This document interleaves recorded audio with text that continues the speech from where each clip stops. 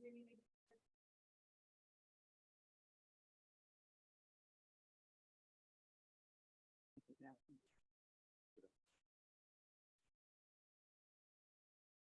from what I've been able to tell,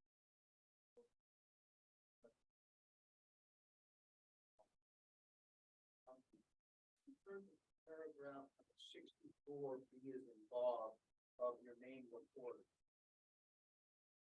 I wanted to ask you some questions about timing of realization of rents.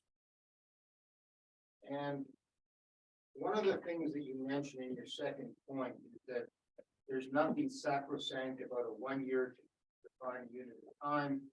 A relevant unit of time could be 1 month or a decade or longer. And continue on, say the development of Northern Ontario territories was a long-term investment undertaken by the Crown and via the treaty with the First Nation. Losses are likely to be incurred early on before hopefully being made up by gains later. Now you're speaking historically in that paragraph, is that correct? That's correct, but I was driving at an important point about why you need, there's nothing sacrosanct about annual. In other words, I could look at a period of a decade or 2 decades to calculate the revenues and costs. The point being was really to say that some years you're going to have losses, some years you're going to have gains, and there was an argument that you shouldn't ignore losses. No, and I totally agree with that. So I have no debate with them on that. But here's where we get to a little bit of what you call the sanity test, or is it an insanity test or sanity test? Maybe it's not an insanity test. Double. Yeah, yeah. Okay. That's 2 for you. Would you agree with me there comes a time when a rational owner of a resource will not continue to accept negative returns? Oh, yes, if your losses, you can have a negative net present value, you're not going to go ahead with the investment. Right, but if you, for example, had 60 years of millions and billions of dollars of losses, It's unlikely you're going to survive. not only is it unlikely you're going to survive, but at some point, if you're cutting down trees and you're incurring a loss, at some point you're going to cut down trees. Right. You agree? Yeah, no, You're going to stop cutting down trees. Yeah. Excuse me. yeah, no, I agree. I agree. Mr. Schechter, your mic, I don't believe your mic. Mic got turned off. There we go. Thank you, Stan. Okay, So, so just at some point in time, and this is kind of the sanity or insanity test, we've got a situation in this case where since about 1960, Ontario is showing massive losses in forestry and attributing that there's a negative amount. Did you go over those numbers? I read the report, but I didn't try to analyze the numbers. No. Would you agree with me, though, that, when you speak of a period of 1 month or a decade or longer, and you now said 20 years, surely by the end of 20 years, if it's 20 years of losses, someone's going to ask the question, why are we doing this? Why are we cutting trees? You would agree with that? Yes, I would agree with that. That doesn't satisfy the sanity test. Well, I think, no, I agree with that, although, governments can do some funny things, right? That was a calculation of government net revenues. And I think the And point that they do run things at a loss. I mean, take, for example, university system, which I teach in. It's a public university.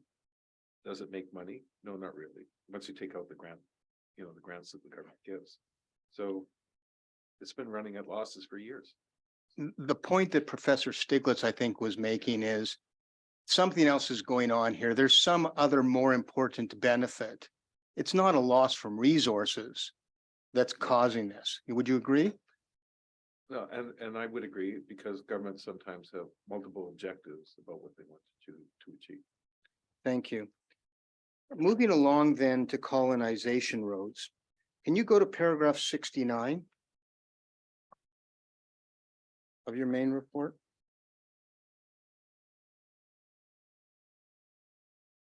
Yes, I have it. So the first thing you said, and I think we've covered this, you covered it in direct, is you agree with Stiglitz and Hutchings that colonization roads associated with mining and foresties should be included as an expense. Yes, But then you opine that part of other colonization roads that had incidental effects on helping develop resources should also be included. that's correct. It's true, though, that you did not calculate what those proportionate costs would be. Is that right?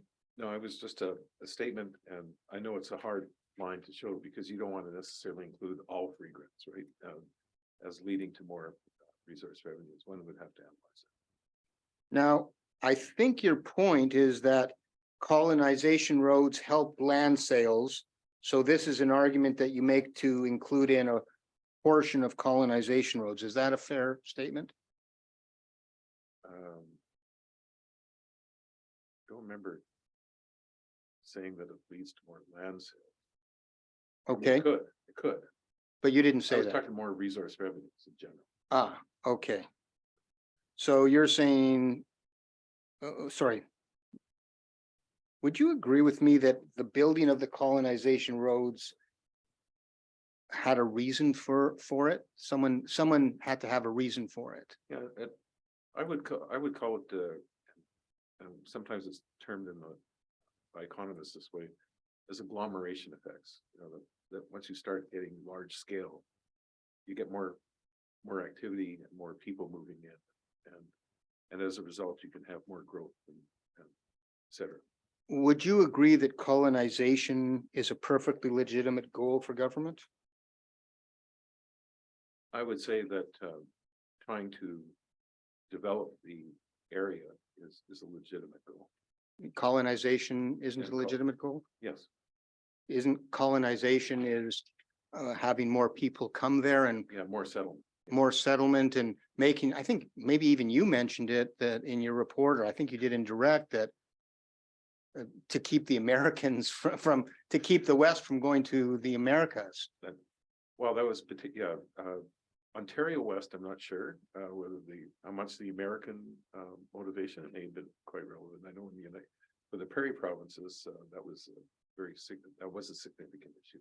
And for building a country, it was significant for John A. Macdonald. And especially across, from sea to sea to sea. Yes.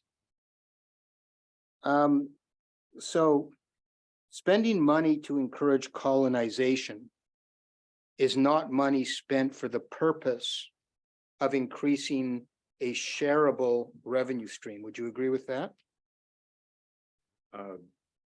No, I'm not sure I would agree with that, because when you're creating more settlement, you are hoping that actually it will not just lead to more development of the area. I agree that there's objectives like, keeping out the Americans is one objective.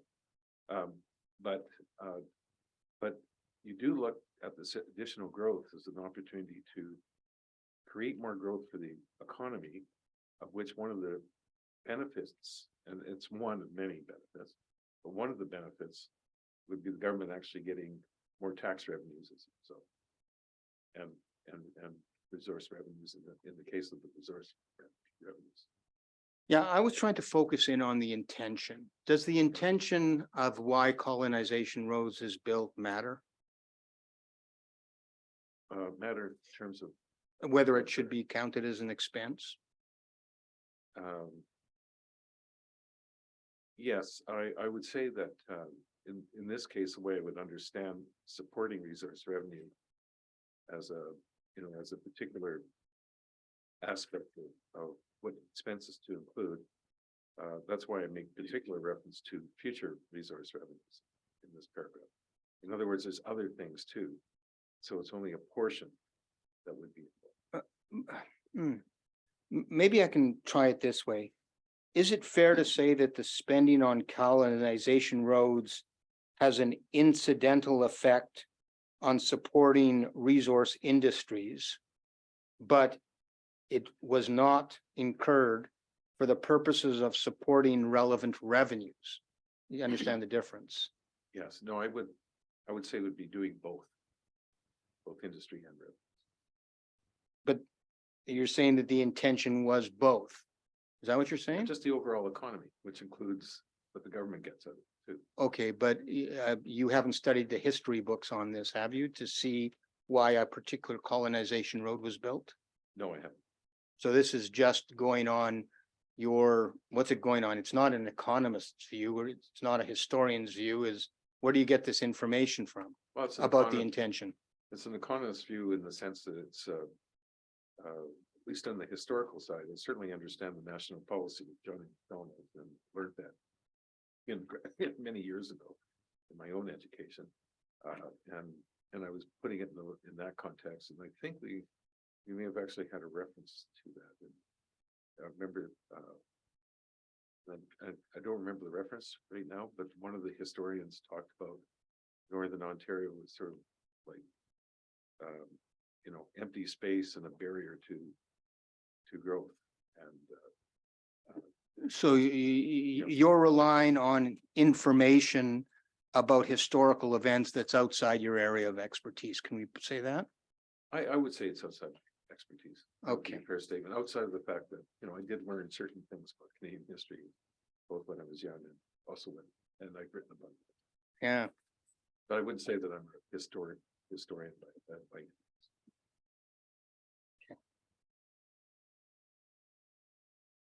At paragraph 31.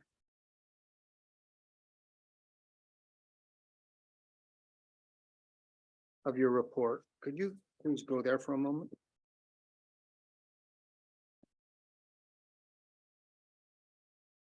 By the way, could I just say one thing in response to the last question? Go ahead. Yeah, I just want to say that Mr. Reardon might be able to give you a more learned answer on that question, because this is certainly an area that he may have some knowledge. Thank you. At paragraph 31, you referenced the Irving papers as identifying what you call the list of revenues and expenditures that can be considered as a basis for determining related expenditures. You see that? Yes. The determinations made and as found in the Irving papers, did that influence your opinion as to what expenses are relevant? Yes, it did have some influence. In what way? Well, when I looked at the categories, which I list in paragraph 31, some of them I could say, were related to the resource revenues that we were talking about. Let's turn to railway and highway subsidies at paragraph 33 of your report. And I just want to try and get some clarity of some things here that I'm not sure I understood. Okay. At paragraph 33, you opine that it would be appropriate to include in as an expense public subsidies for rail and roads provided by both federal and Ontario governments to help facilitate export of product to market. You see that? Now, am I correct in understanding that what you mean by product to market is raw minerals or other raw unprocessed natural resources such as lumber or timber or gravel? Or did you mean something else? I meant that. You just meant the very raw Resource, products. not necessarily raw, but could be finished goods too that come from it. Because they may, if it was processed, developed in Northern Ontario, of course, that's another story, how much was done back in the 1850s, but today, of course, it's So the products to market you're talking about, it could be finished lumber, It could be pulp and paper. it could be paper, it could be sheds that are built out of lumber. Possibly, yeah. But also the ore itself or the lumber itself. Would you agree then that if all processed and unprocessed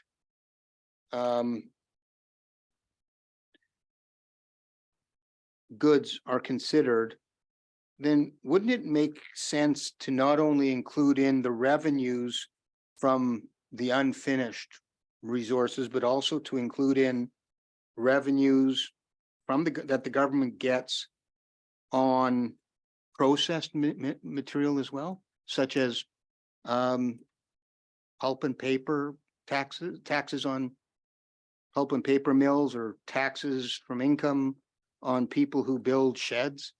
Would that be fair? No, I see your point here, because, you know, there's different stages of production. You have the primary stage, manufacturing stage, retail stage. And the primary stage is generally what we view as resource revenues. And or where resources are, and in which you know, governments have the right to collect resource revenues from. There is an interesting problem around processing in mining, because there's some processing that's done right at the mine's pit. You know, like concentration, forget the other names of the other two processes. And Refining and smelting. no, actually, Beyond that? but it's interesting, smelting is viewed as completely manufacturing, as I recall. And but there's concentration and anyway, I forget what the other two.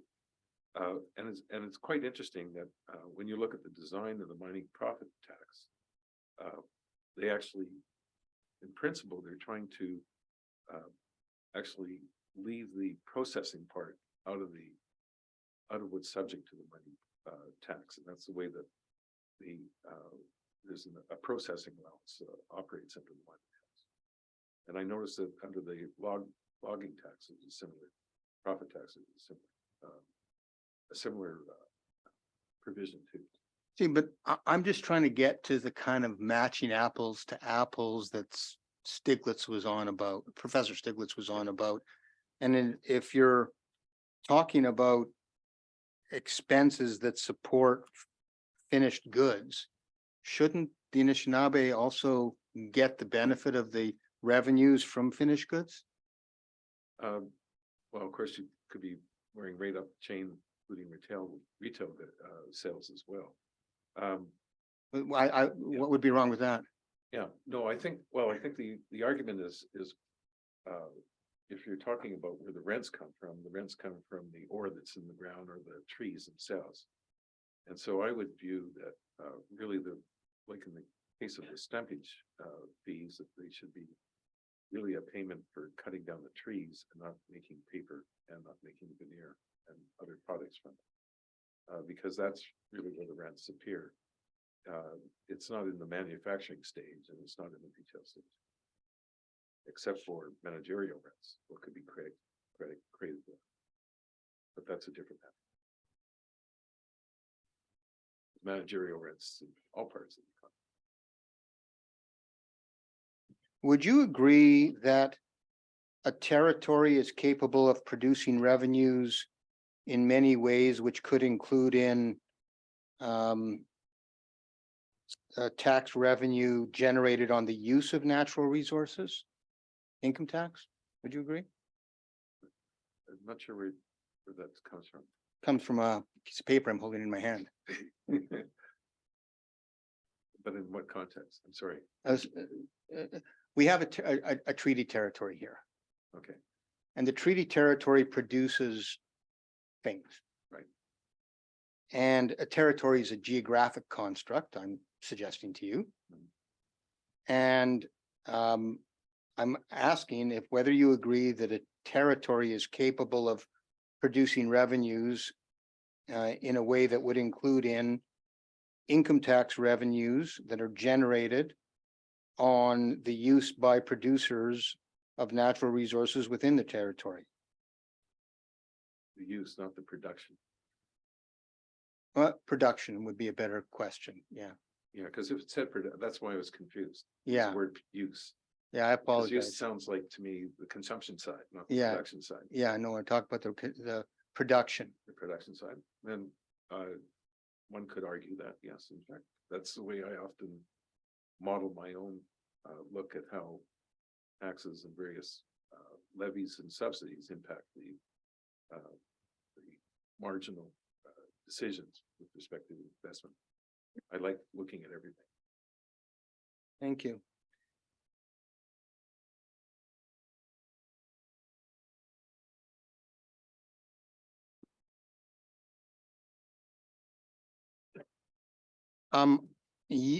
I take it you're not able to tell the court what railways or roads were built for purposes other than for resource extraction, can you?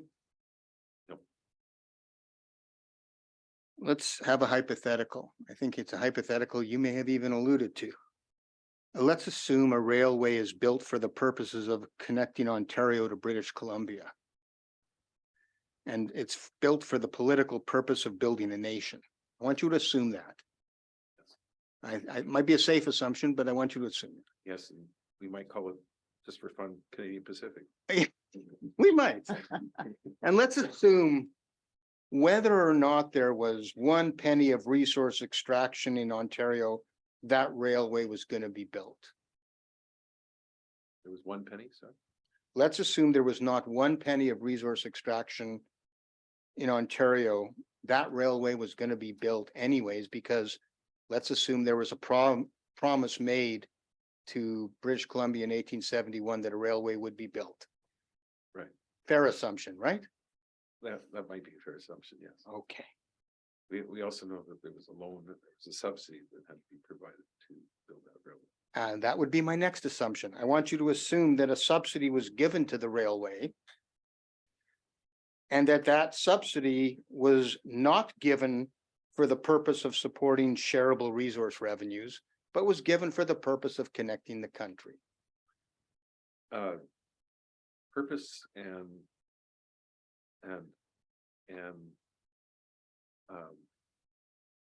side benefits, let's call it. We could call it incidental benefits. Are two, yeah, or incidental are you can argue they're kind of two different things, but the reason why I mentioned the subsidy is that the size of the subsidy depends on the earnings that could be made by the railway company. And if it happens to lead to more development and resources, and that contributes more revenues back to the government, then actually the subsidy could be less as a result. You know what I mean? It might be, but remember, we're dealing with a hypothetical here. Yeah, and so I'm hypothetically agreeing with you that, let's say the purpose is you want to build up Canada and from east to west. Yeah. And you subsidize this railway. For the purpose of building up Canada, east and west. That's the main purpose, and that's the reason why it was built. Well, but I'm asking you to assume a little bit further. Okay. I'm asking you to assume that that no part of the subsidy is for the purpose of supporting a shareable revenue stream. No aspect of it? No aspect. Okay. That was the assumption, yes. Now, what if we, I'm sorry, under those 3 hypotheticals, you would agree with me that none of the expenses of the subsidy should be counted as an expense? No, I would agree. Okay. Now, Under those assumptions. under those assumptions, and this is, we're trying to drill down and Right, and we're that's going to right. narrow it now. Sure. The third assumption we had was that no part of the subsidy was for the purpose of supporting shareable resource revenues. So remember, we're looking at intention, purpose. We're not looking at incidental effect. Mhm. Is the difference between you and Professor Stiglitz, in your view, how you treat the incidental effect of the subsidy? I think that's a fair statement. So you say that regardless of intention, if there's an incidental effect, it should be counted.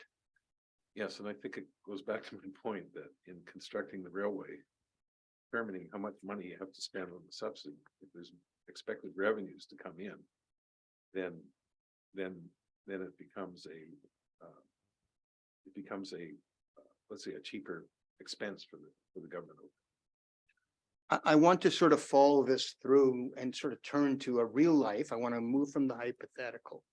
But you do appreciate, I think, that the consequences of your views are, number one, and let's talk in reality, the government gives away land to the railway company for free, correct? Correct. There's no revenues are received, so there's no revenues to share with the Anishinaabe, correct? At that point, yes. At that point, the government grants free rights of way to the railroad and does not charge the railroad for the use of land.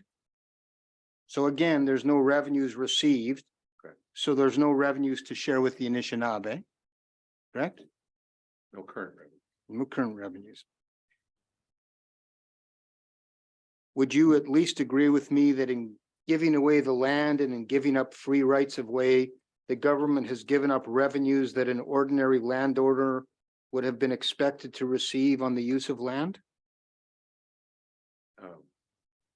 I would say that a private person would want to have some compensation. Yes. So far we have zero revenues from the railway.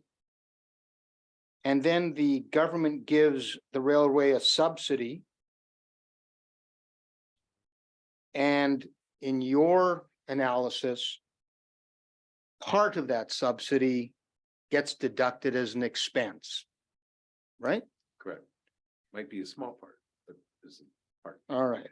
Now the railway employs that Because of the future revenue. because of the future That's why I revenues. keep distinguishing between future and current. Yeah. You don't know what those future revenues are.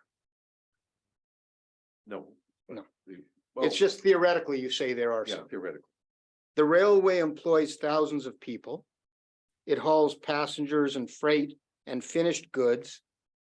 And would it surprise you that the government gets billions of dollars in income from tax revenues from railways in Canada? No, it would not surprise me. Well, Okay. yes, the private, like Canadian Pacific and CN do make money, so the government does get profit. Via rail is another story. Right, fair enough.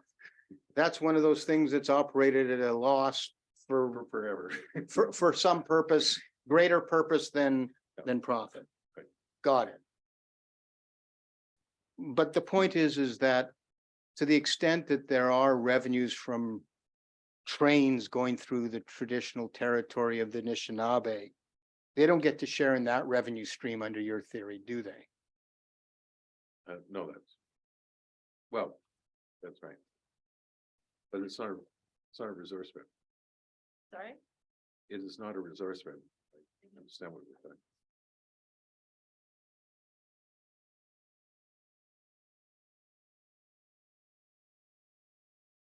I'm just trying to sort of, No, you I know, understand. identify your positions. So, because when we argue later, we'll talk about fairness of the crown and Yeah. everything, because I think the judgment talks about fairness. So we have to try and sort of figure that out.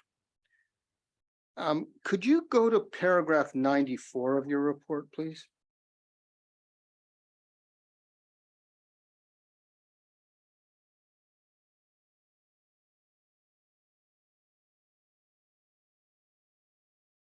In paragraph 94, there's a troubling paragraph that I want to try and unpack. Paragraph 94, you say it is hypothetical to assume that the amount should be based on a theoretical economic construct. And the theoretical economic construct you're referring to is the economic rents approach, right? Correct. Rather, than the expectations that the First Nations would have had with respect to the augmentation of the annuity. And I guess the first question I have is, you would agree with me then that the expectations that the First Nations would have had with respect to the augmentation of the annuity are important for the court to understand, right? Yes, Would you agree that it's key for the court to understand? I think that would be correct. And what do you say their expectations were if it was not to share in the value of the treaty territory? Well, it wasn't quite clear to me that we're talking about the value of the treaty territory as opposed to the revenues, resource revenues. And from what my reading out, and I'll go back to the report that the annuity report that I remember reading. There was the Anishinaabe were upset about the mining that was going on and the fact that there was revenue that was being received. So to me, that's, and to me, that's an argument about, focus on resource revenues as opposed to value of rent in terms of what the expectations are. So it sounds to me like a little bit like you're trying to interpret what the people in 1850 were doing. I'm just saying that was an impression I had. But And that's an impression you got from reading one source? that was an impression of that particular source that when I read this. Did you receive instructions from anybody to limit your consideration of what the Anishinaabes' expectations were? No, I wonder if we could go on to compendium tab 15. And compendium tab 15 is an interesting piece of work that you were involved in called Unleashing Innovation, Excellent Healthcare for Canada, Report of the Advisory Panel on Healthcare Innovation from the Government of Canada. right, You were on that panel, yes, and this was in 2015? that's when we reported, yes. Right, and this is at tab 15 of the compendium, volume 2, exhibit L.2. And if you go to page 309 of the document, that's 309 of the compendium, excuse me. So it'd be electronic page 309, Ms. Lewis? Or not? No. Okay, so page 309 on the bottom right-hand side. Sorry, I'm still trying to get it. Yeah.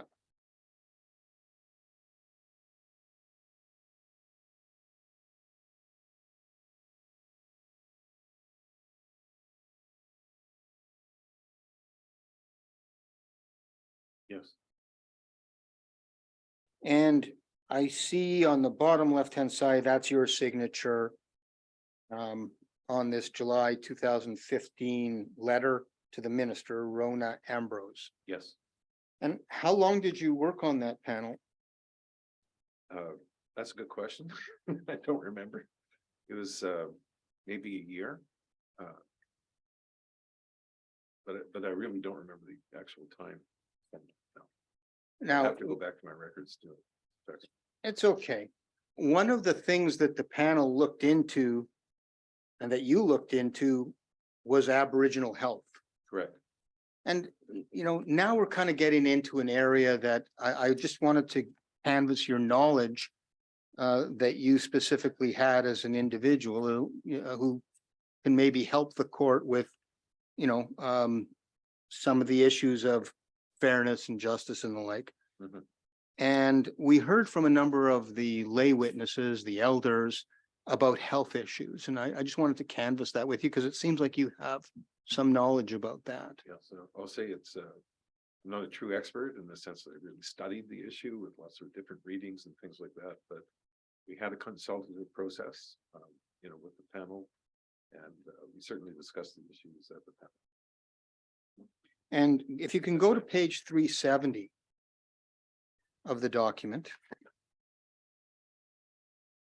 On the left-hand column, second paragraph, the following appears.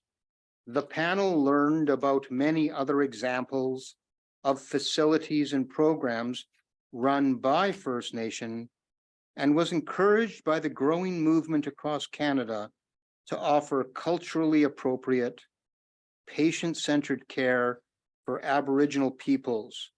In Sorry, this sorry regard, to interrupt. I haven't found it. Where are we? oh, I'm sorry, page 370. Yeah, I'm on that. It's on the left-hand column, second paragraph, Oh, just second. before the societal dimension. Got it. You start reading and I couldn't find it, so. Okay, Okay, thank you. I'm going to read it again because I want the record to be Sure. clear. The panel learned about many other examples or facilities and programs run by First Nations, and was encouraged by the growing movement across Canada to offer culturally appropriate, patient-centered care for Aboriginal peoples, period. In this regard, the panel urges all governments to accelerate such efforts in partnership with Canada's Aboriginal peoples and returns to this topic in chapter 6, period. Yes. And you were part of the panel that wrote this report, Yes, and that's, you adopt those words? I certainly agree with them. Yes. Yes, okay. Let's go to chapter 6 and page 381 of chapter 6.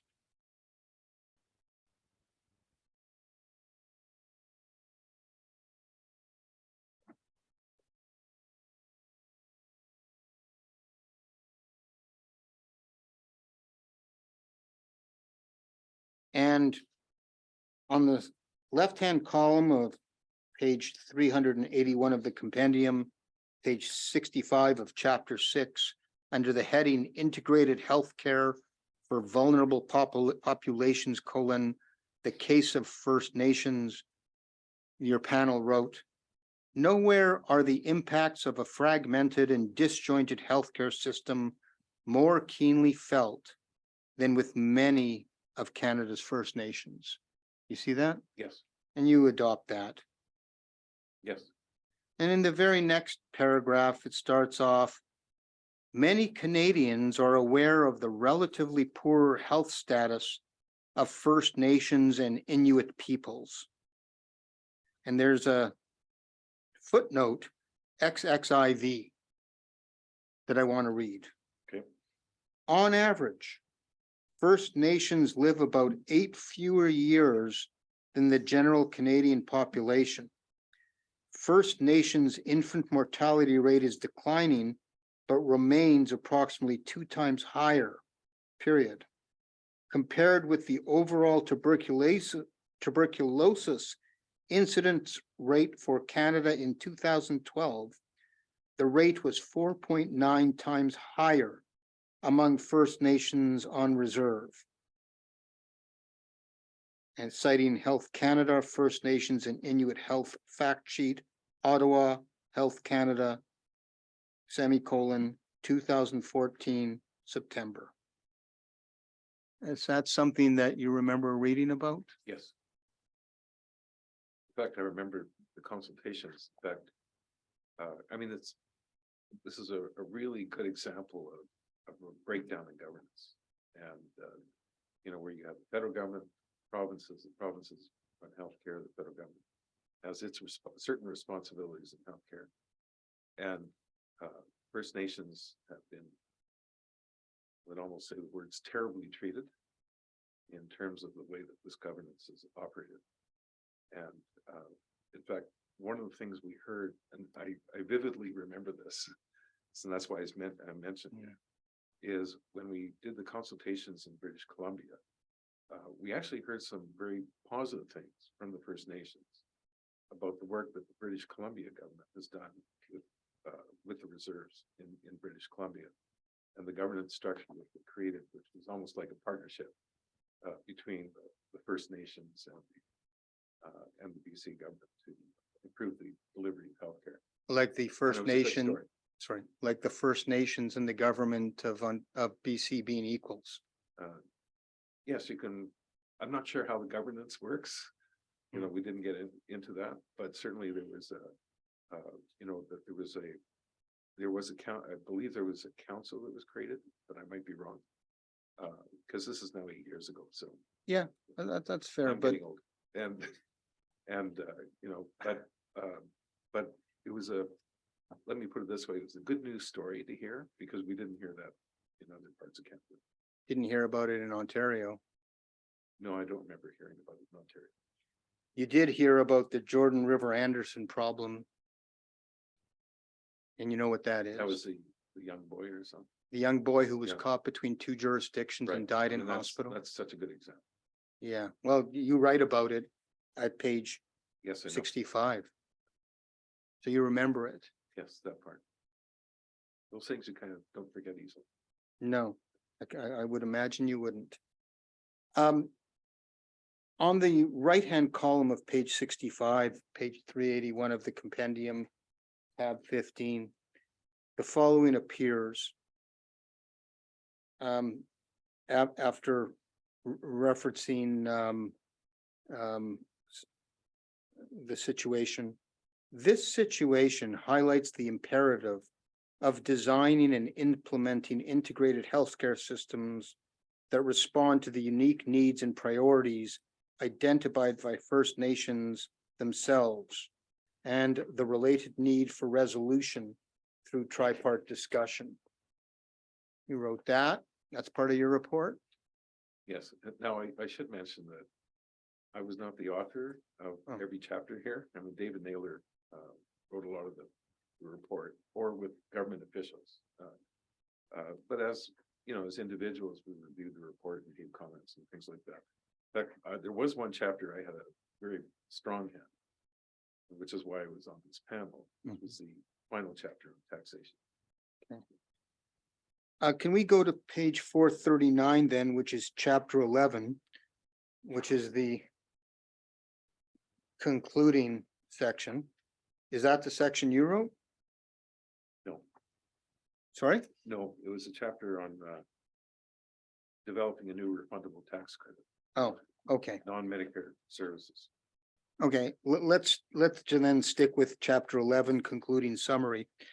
On the left-hand column, just before the words theme 3 Can I technical, just make sure what page? page 120, page 439 of the compendium, page 123 of the document itself. Yeah, no, I didn't have the 439. Okay, now where? If you look at the paragraph above theme 3, technological transformation v digital health, Yes, okay, and I want to go up 7 lines with the column that's the row that starts with commensurate with resources.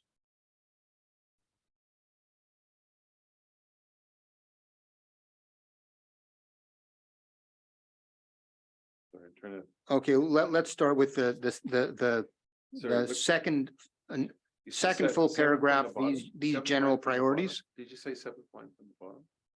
No, no, That no. paragraph?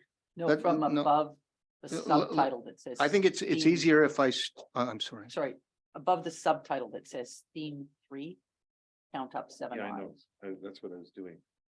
Mm, I have a range of concerns. Oh, commensurate with resources, at the end of that. Right. Okay. A range of concerns that, Yeah, and if you go up another 7 lines, you get right into the middle of the paragraph of provincial and territorial governments, period, experimentation. yeah, experimentation, yes. Right, and it reads, experimentation is already underway with new models of co-governance of health services for First Nations. The panel urges continued exploration of these models along with careful evaluation, ensuring always that service transfers are commensurate with resources. A range of other concerns have also been surfaced for action.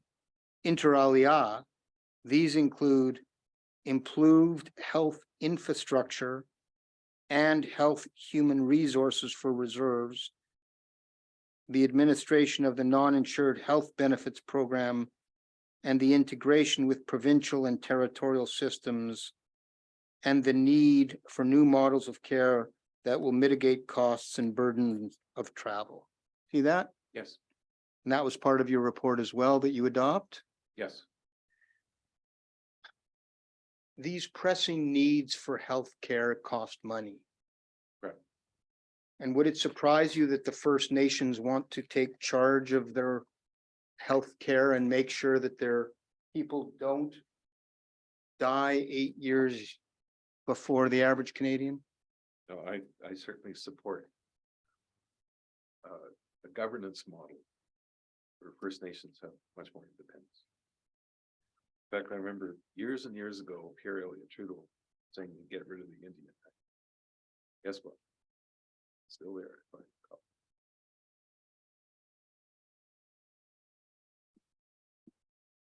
Are you referring to the 1969 white paper that John Chrétien put out? No, I was just remembering him saying it in the speech when I was a kid. Do you remember,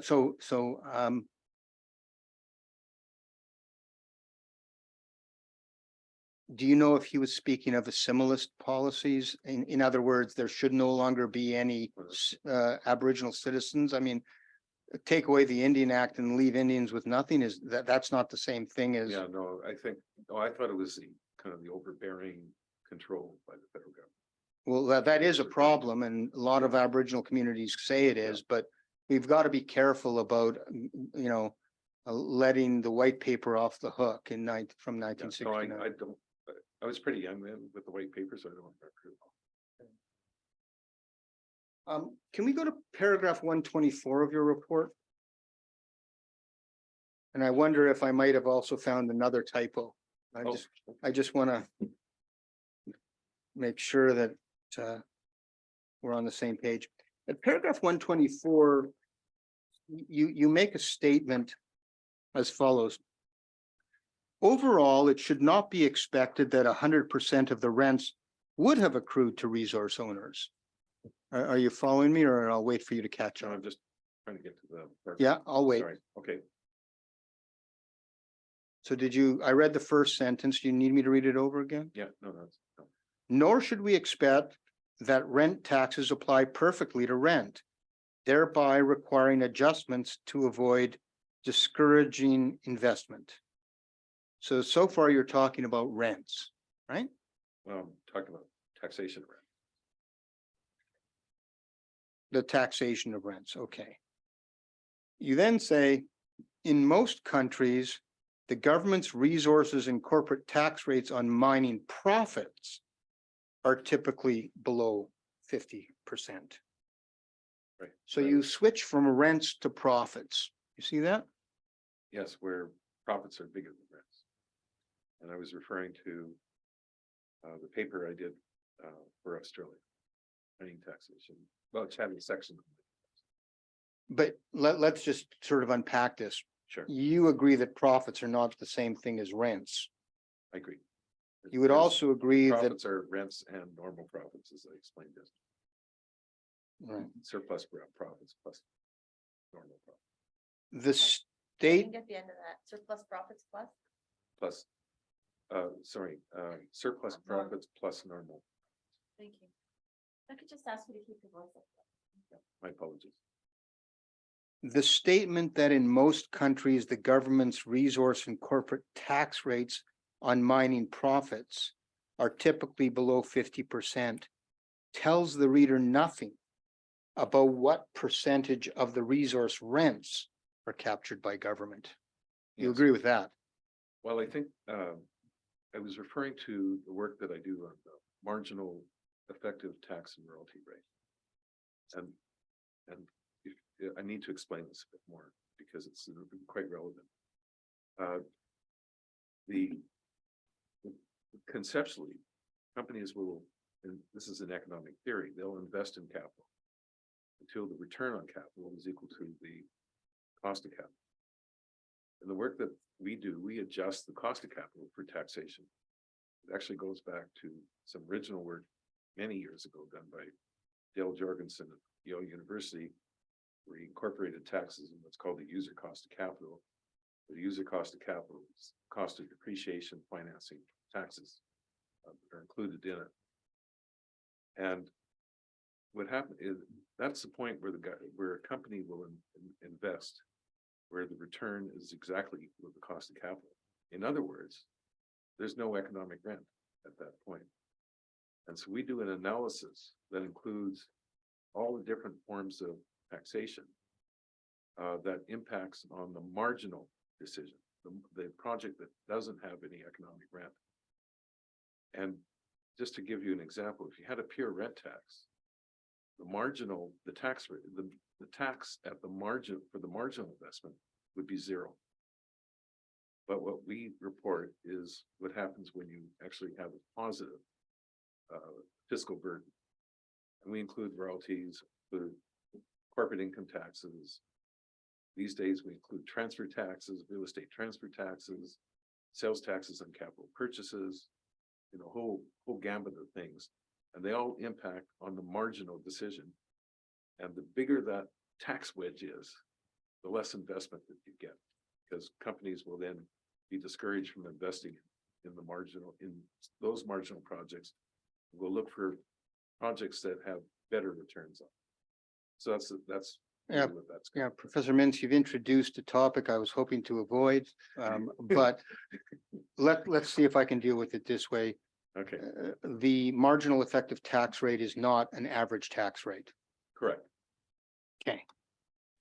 And I was asking about the difference between profits and rents, and that whatever the government's resource and corporate tax rates on mining profits, if they are below 50%, it does not tell you anything about how much of the rents were captured.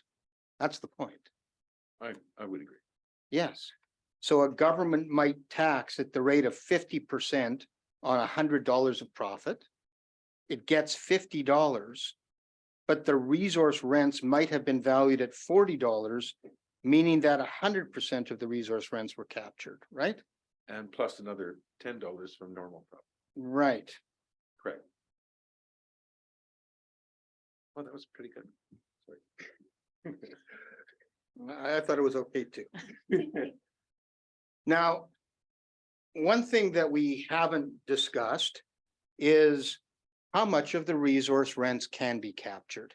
You say it can't be 100%, but you're aware, sir, that in countries like Norway, they do capture 90% of resource rents. That's not too bad.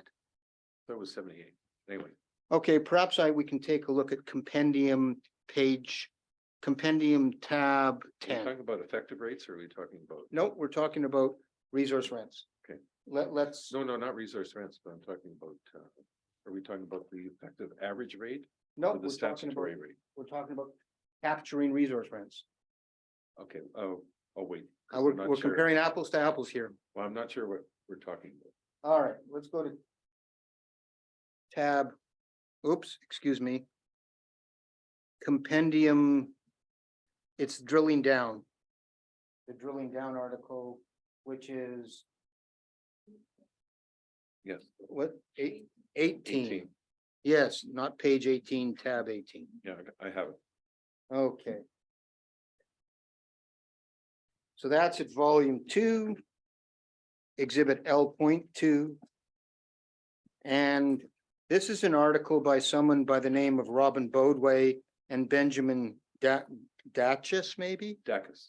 Dacus. I know them. Do you know Robin Bodway? I know. Taught me. What's that? He taught me. in my Oh, did master's he? economics. Yes, we've written many papers. Okay, so what he says at page 14.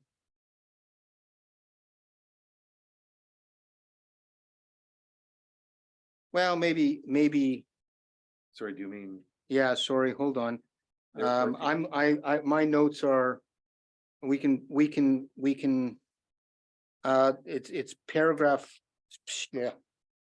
Let's 690? go to Is it page 690? 690 of the compendium. Right. Page 14 of the article. The following appears. Norway is the poster child for non-renewable resources policy. Some estimate that it captures up to 90% of resource rents for the public sector. That's what Robin Bodway was opining. where's? It's under the heading public participation. Right, and that's because they own the corporation. Well, for whatever reason, they were able to capture 90%. Not sure how he got that number, but okay. Well, this is, he'll be here. We can ask him, I guess. The point is that you have no reason to doubt that 90% is a reasonable approach of reaching of how much rents you could achieve. I don't know if that's a reasonable number. You have no way of knowing. Well, actually, we do our own estimates based on the marginal effective tax, which we get a different. At page 687 of this compendium, it's page 11 of the document under best practices in resource taxation. Mhm. It says the objective of resource taxation is to capture the maximum share of natural resource rents as efficiently as possible. Would you agree that that's the objective? No, I think that's incorrect. It's not the only objective. What would the other objectives be in your view? Well, governments also worry about climate investment. As well What as else? revenues. If I was writing down an objective, what governments are trying to maximize, it would be more than just revenues.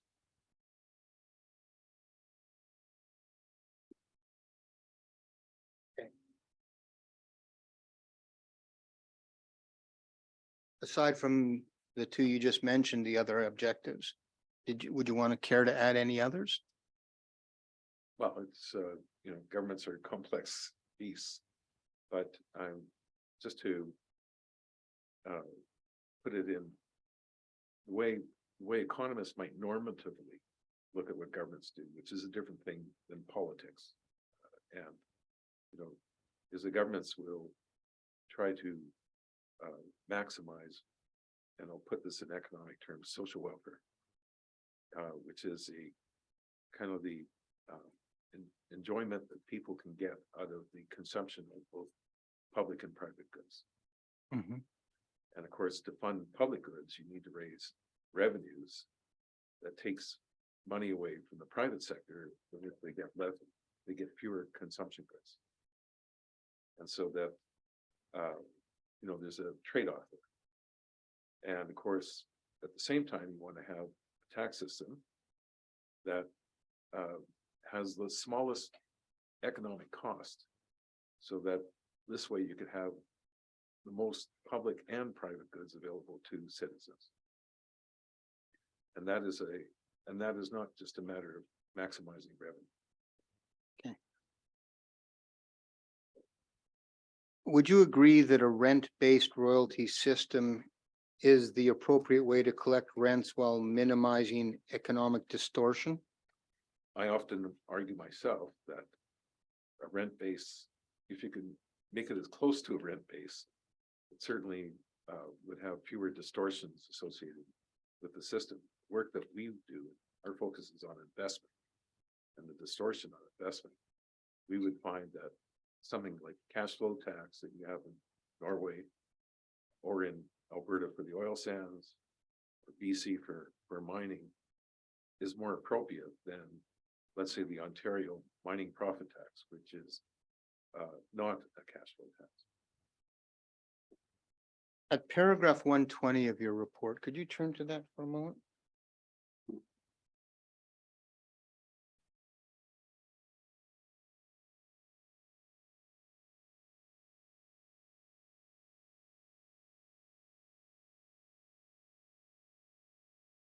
You opine that one of the reasons that governments do not fully tax rents is because they do not have information on costs. Is that right? Costs, yes, or even the price of the pit, the mines pit, may not be known. Would you agree with me that in practice, governments actually have good access to information on costs since they have the ability to audit financial data provided by companies? No, because you have actually, some prices, let's say on transactions with related parties, which could be let's say a subsidiary operating in Ontario as part of an international an international group, and it's buying some of the services from other parts of the group. It's related parties. There's a transfer price for that. But then there could be a question of what is actually the true transfer price. Sorry. The other issue is that some of these royalties, like in the case of oil sands, which I know quite well, is that often governments try to assess their profit-based royalties, which would be a rent tax, by the way, you know, if one wanted to just use a more generic term. But if they're doing a profit-based tax, sometimes they'd like to only include those costs associated with the project itself and not other parts, you know, of the operations of the firm that could be in other jurisdictions or, you know, in other locations, et cetera. And that's called ring fencing. And when you get into ring fencing, you have an even more difficult problem of trying to determine what costs belong to the project versus other costs like overhead costs that might belong to the overall operations of the company. Could you turn to tab 9 of the compendium, volume 1,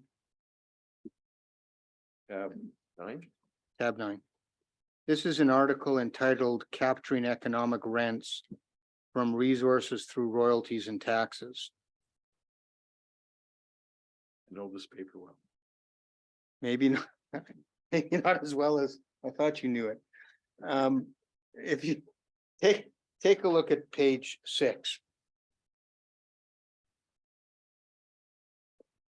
In the third paragraph, you will find the following words by the author. Oh, you were the author, just to be Yes, I clear. definitely. Yes. I was And- primary author. You were the primary author, okay. And indeed, one finds the following words, which I asked you. Which if they- paragraph, sorry? Third paragraph. I had asked you In if you would, practice, sorry? yes, Yeah. I had asked you if you agreed with the following statement. In practice, governments have good access to information on costs since they have the ability to audit financial data provided by companies. And you said that that was wrong. Yes, So you've changed your opinion. correct. This. I've matured. Can you just finish up by reading the rest of that paragraph? Or you can take into it in direct if you like. He talks about cost deductions. But cost deductions, I mean, look at. Let me. But this I'm is the not- answer. do I've talk changed about- my I do talk opinion. about the issues around overhead costs. Because that comes in a very significant way. Look at. You've changed your opinion. I can No, no, no. understand that. I mean. Yeah, I didn't realize that actually, I didn't read the whole paragraph, but obviously I was talking about some of the issues that I was concerned about. Nonetheless, some limitations are imposed on cost deductions. For example, many rent-based systems do not allow overhead costs to be deducted, since the government cannot observe how much of these costs could be attributed to the project being developed. Instead, a rough adjustment through an uplift factor in costs might be used, and that I found in Saskatchewan. Actually, Norway does that too. Mhm. So there's a way of getting around the lack of information, is what you're saying. Yeah, yeah, but it's not perfect, right? But let's try and clarify the record. Are you saying you stand by what you wrote in 2012, or you've changed your opinion and you've matured? Well, I think the one thing this paragraph does not talk about that I would, if I was rewriting it today, I would talk more about the transfer pricing, which I have done in later papers. that's the part I think I'm sure.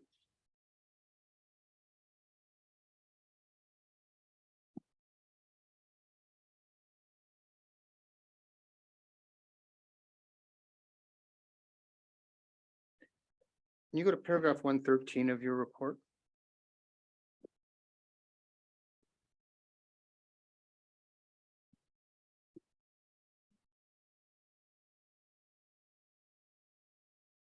Paragraph 113 of your report. You say in part. Let's see. In the 4th line of paragraph 113, there is no empirical evidence in the historical record to determine how these arrangements would have worked out. Would have worked or their impact in practice. And these arrangements, we're talking about the revenue sharing arrangement, right? Right.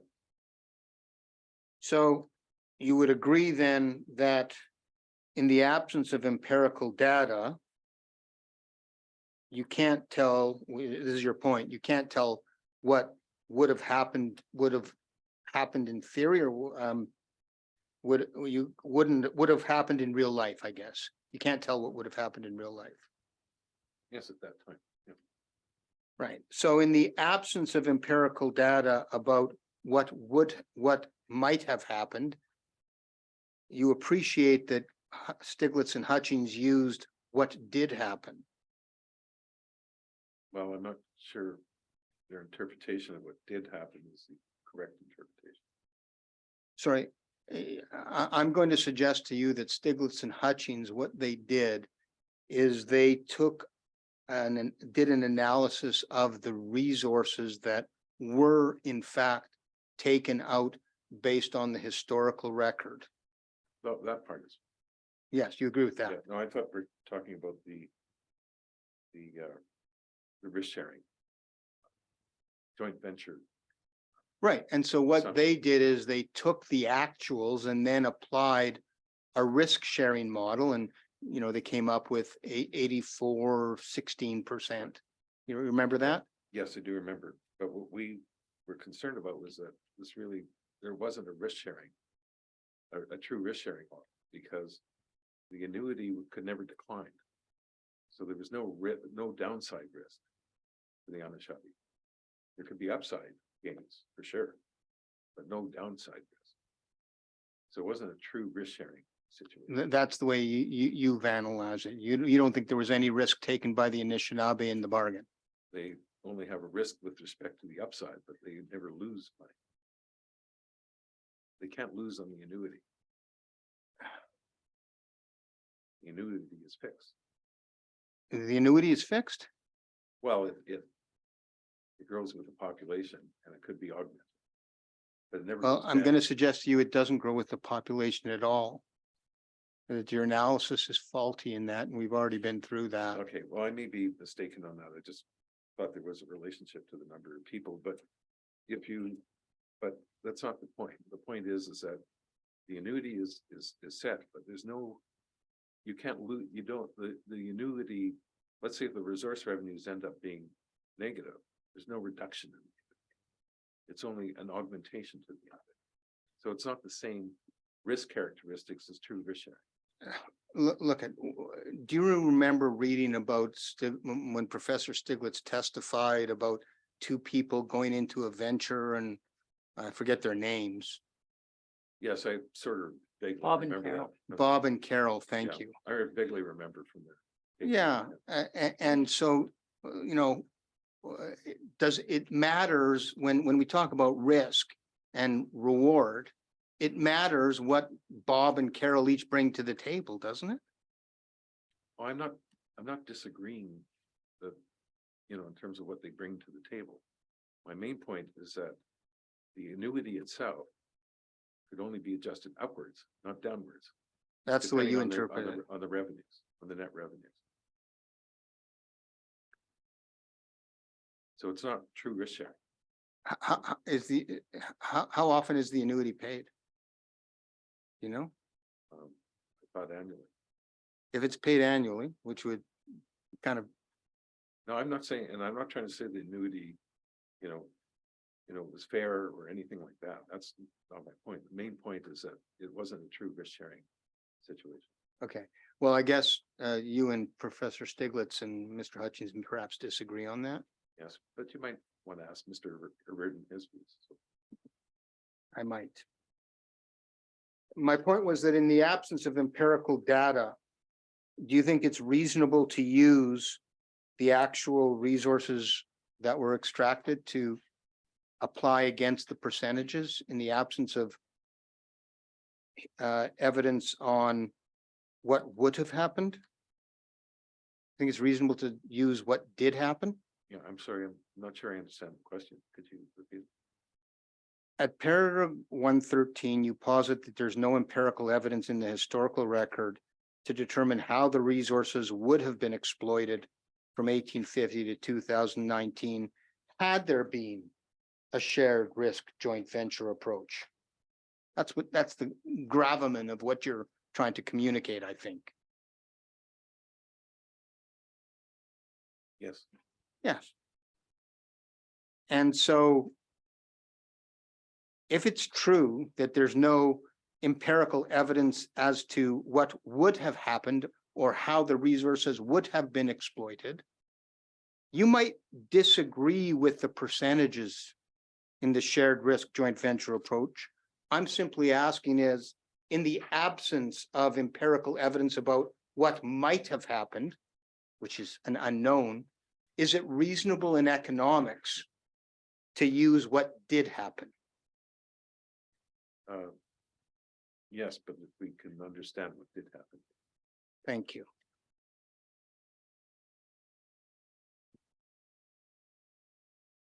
I want to turn to land valuation. Could I ask a question? Of course. This might sound argumentative, but what I think it is me trying to understand perhaps if there's some meaning behind the words true risk sharing. So if the risk, as I understand it, is either sharing profits, Mhm. sharing revenues, or getting zero. Or negative. No, Okay. this is my question. Okay. Or getting zero, or as close to zero as we know it to be $4. Is that not a risk? Well, there's a risk around what you might call the average or the mean, like between $4 and some upside, which you're talking about. But I think what I was trying to say is that if you are truly had risk sharing associated with net resource revenues, a cost, or they could be negative, then in principle, you would then not only not get the annuity that year, in fact, you may even have to share in some of the loss. Well, That's really what I was getting. you use the word, it's not true risk sharing. So if I put $100 in the market Mhm. and there is no, I can either make money on that $100 Or lose or lose it, some. but years that's later. my 100. Right. But I can't lose more than 100. No, well, it is possible. In limited liability, you can't lose more than 100. But let's say you had a situation of unlimited liability, with like a partnership. Right, but I'm talking You about could investment. end I up bring with- to the table, I No, bring you- my. Sorry, something. Whoops. just one at a time, sorry, apologize. I think I was asking if there is some special meaning to the words true risk sharing. And I'm particularly comparing it to a layperson's understanding of Right. risk. So, well, let me give a kind of an example of what I'm trying to drive at. Let's say you have unlimited liability. You may put in $100 initially into the enterprise. But let's say it loses down the road $200. And you have to share that risk. And you not only lose your initial amount of $100, but with unlimited liability, you actually have to use your personal assets and other assets to make up for the loss. And that is a real possibility. So that's what I would call like true risk sharing the loss. Limited liability kind of puts a cap on the fact that your initial, it won't go beyond your initial investment company. Right. And you couldn't lose that extra 100 if you had not agreed to go into a deal where the risk could extend to other assets that you had not brought to the table for this particular project. Yes, you mean in terms of limiting your risk? Right. Right, but then if you limit your risk, somebody else has to pick up the loss. In that case, would be there. Let's say the total loss is $500, split 50-50. It's $250 loss seg. And if you had risk sharing, you would have to cover that $250. Or can I say, if you had a certain kind of risk sharing that you had agreed to, but you can't, I think I've got it. You can enter into an understanding Mhm. that you have unlimited risk. Right. Okay. On the other hand, you may want to protect your position and take on limited liability. Mhm. But then somebody has to bear it, and that might be, if it's not the other owner, equity owner, might be the bondholders Could- who don't get their debt back. Could be the person with all the power. Or it could be in fact, even the workers, they could end up losing their wage payments.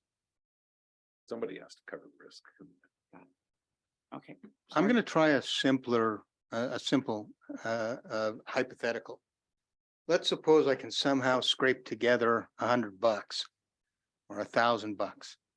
And because I'm not so good at investing, I give it to Jack Mintz and I say, Jack, Boy, that's a big mistake. yeah, maybe I'm following the path of my clients, but I give you $100 and I say, can you please invest it for me and do your best? Let's share the returns. Do I take any risk at all? Well, you could lose your $100. So I'm gambling everything on what I give to you. And in the case of unlimited liability, you could even be exposed to a risk that goes beyond your $100. How would that happen? Well, as I said, in unlimited liability is that, let's say there's a big environmental problem that came with the project that got discovered. And, and there's a suit that goes on that, that you're the lawyer for it. So in that case, there could be a huge liability to be paid. That was more than the $100 that you originally put into, that you gave me to make the investment. And I come back to you and say, well, I got bad news for you. You're not only not going to get your $100 back, but now there's this limit of this liability that you as an investor took on by investing in the project. And you're going to have to put up another $200 to cover that liability. That's unlimited. That's in the case of unlimited. So, but in that case, my mistake is giving you the money, I guess. Well, or even investing in a project that had a potential risk. like Well, I that. didn't do it. You did it for me, Yeah. right? Oh, I see. I picked the project. Yeah. You're picking everything for me. I'm just passively Yeah, giving and that- everything and I that- own to you, And that can the happen, $100. and that can happen.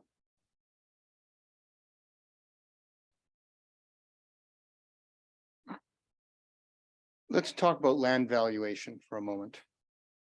Okay.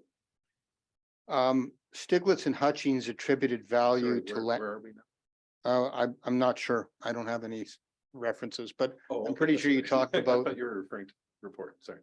yeah, I'm actually near the end of my question, so. We're talking about land valuation. Stiglitz and Hutchings, you recall, attributed value to land that was sold and they attributed the value of land given away. And for the land that was actually sold, I take it you have no problem that they came up with an amount of $1.2 million for RST up to 1870. Are you aware of that figure? I don't recall now. Okay, so whatever it is, but you have no problem conceptually with the them taking into account land actually sold. Oh, yeah, I don't. Okay. Where your complaint comes about is it has to do with value of land given away. Right? Right. Now, you say at paragraph 131 that the value of land is 0. Yes, that was kind of based on some of the readings that. Now, as an economist, do you want to stick with your opinion that the land has no value at all? Well, I would say that if you can't use it for agriculture, it has no forestry, it has no mining, and no one lives there, land would have no value. Wouldn't you agree that as an economist, land always has some value? It's not 0. No, actually, I think that's a point I was trying to make, and actually it is based actually on economic theory, that if you have no activity, like no land, labor, no capital, nothing, you're basically at a point where there is no value even for the land. Is that like a tree falling in the forest and if no one hears it fall, there's no tree? I mean, like, I don't understand that. The land's still there. It still has a value at land- some point. Yeah, It's no, nascent, No, because- unrealized, but it still has a value. No, it doesn't have value because the value comes from the activity that the land is supporting. And if there's 0 activity, there's no value to the land.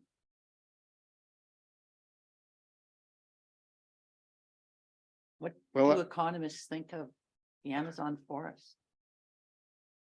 Well, if you, given the Amazon forest, assuming you can cut trees from it, then of course it's gonna get value. So there's no value unless. But you if it cut also trees. has tourists coming to you to look at it, then there's gonna be value. Okay. So, So assume no tourists, nothing. it's worthless. If the rest of Brazil can't breathe, Yeah, no, I'm just saying that if there's absolutely no one there, no one using it, then why would it have value? s- s- just to make sure I understand that value comes from economic activity. Yes, because, I almost wish I could show you a diagram that would make this point. It has to do with the fact that the value of the rents depends on scale. If there's 0 scale, there's 0 rent. And just to follow along with the Amazon forest, if the Amazon forest wasn't being used economically, there weren't tourists coming to it. I don't know, maybe there's portions of it where there are no tourists. Are you suggesting that it would make sense for the government of Brazil to sell the Amazon rainforest to me for $10? So at least they can get something, Yes, okay? because of 0 value. I mean, it's a very hypothetical case. I don't think that's. No, true. but I think it proves the point. Okay. At paragraph 133 to 134.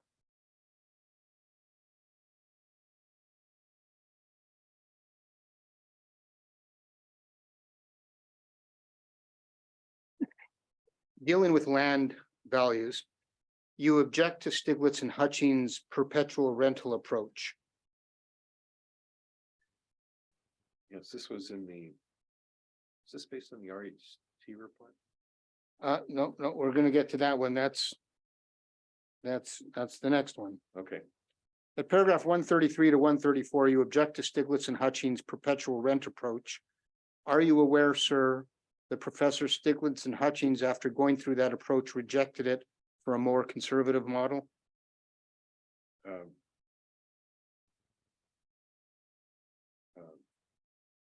I think they did in the end, but that's, I forget. At paragraph I didn't like 135, it. What's I didn't that? like- I didn't like it, obviously, so, well, they didn't use it. yeah, so that's fine. Well, no, they didn't not use it because of what you said. They made their own independent decision Yep. and they decided not to use it. That's what I'm suggesting they did. Okay, no, that's, I would agree with them.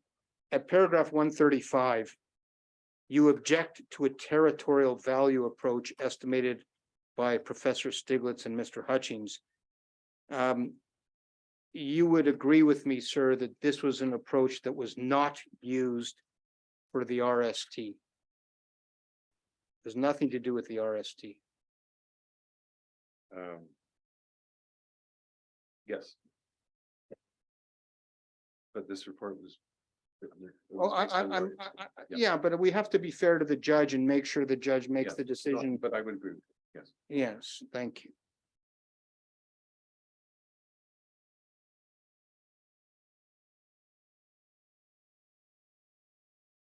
At paragraph 129, when we talk about valuing lands, at paragraph 129, you opine that the use of land sales in southern Ontario's is flawed because land in RST is less valuable. Is that a fair statement? Yes. Certainly the $10 number. For-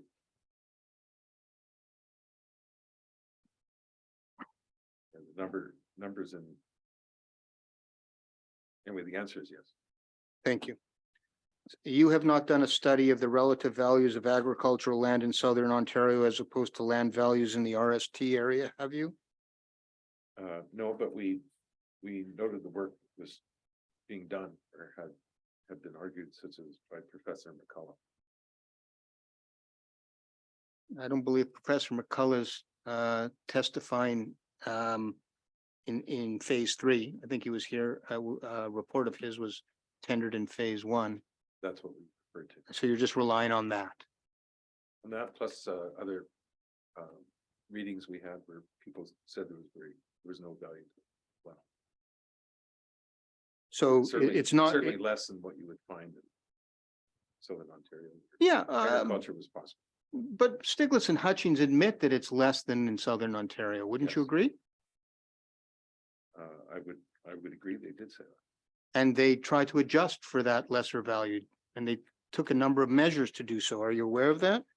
Yes, and actually, one of them I would certainly agree with. They made a point that in the case of patent land, if people go to the effort and the expense of getting the patent, that you wouldn't do that unless you had some value attached. And that I would agree with. Thank you.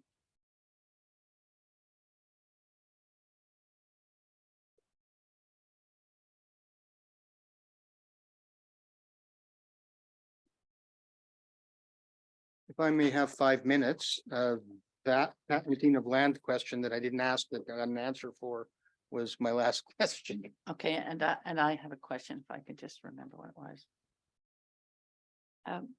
With respect to this land that, as you say, was often referred to as barren, if it had no forestry on it, this is not quite the Amazon forest. If it had no forestry, if it had no mining, if it had no settlement, it had no value. But isn't it the case, well, certainly if we know the history of this treaty, that the reason for the treaty, the whole impetus behind it, was that the mining companies wanted access. Correct. And they wanted, and that push on the government, pushed the government to say, we want the whole area. Was as far as we can get. Who knows why they wanted it that big, but isn't that some indication that they saw some value in it? Yes, I would agree. But with respect to the mining and potential forest activity, and so there would be some value associated with it. I think the question is, as I remember reading, it may have been McCullough, but maybe it was another source. There was definitely, I think, a view that there was some value along the shore and near Sault Ste. Marie in the case of the Huron territory. Whether they put value on the vast area and whether they put any value on going beyond certain points, the impression I got was they put a value close to zero. probably because they thought nothing was ever gonna happen. Which was wrong. Right, but what I was trying to figure out is why bother? Hmm. If you only thought that there were deposits around the shores of Lake Superior, which is where they had some certainty. And which is where the mining companies were focused at the time. But can't one come to the conclusion, or isn't it an obvious conclusion that they thought there must be value in all of it? Or in great expanses of it, and that perhaps as has been found, that the amount they offered was low because they didn't have any money. They were in a very tight position and had no further access to capital. But that the amount that they offered was not necessarily related to their view of value. No, I wasn't there. And I In got 1850 or stage one? I'm talking about 1850. And I think whatever reasons, sometimes people go beyond, what they think is either because maybe the future will show something different. And so then they may have looked at it as that maybe there is some potential value down the road, for this additional land. And so in a sense, you may be right that they viewed this as having some positive value, in terms of all the territory they wanted to get.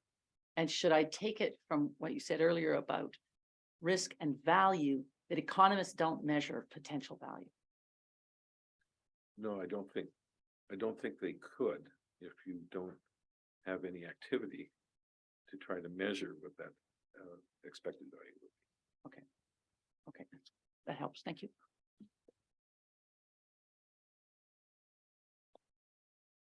I wasn't sure, Mr. Schechter, do you want a moment to check your questions? I think Mr. Spencer Bass is going to have some questions, so perhaps it would be a good time for a break now. He has advised he's not going to be more than 45 minutes or so.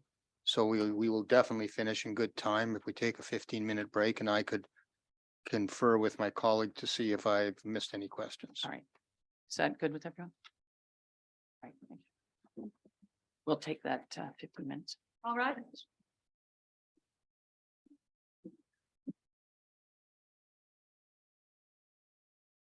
For a recess for 15 minutes. All right.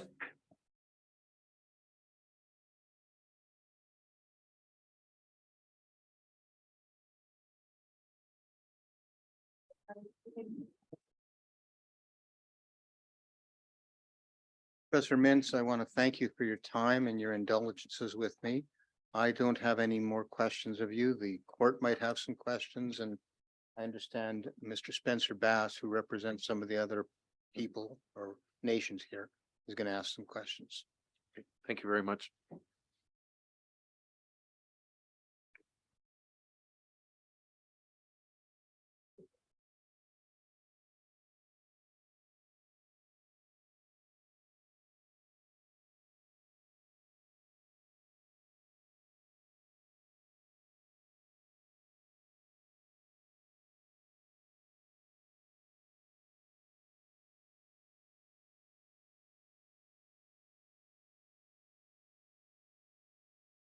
Good afternoon, Professor Mintz.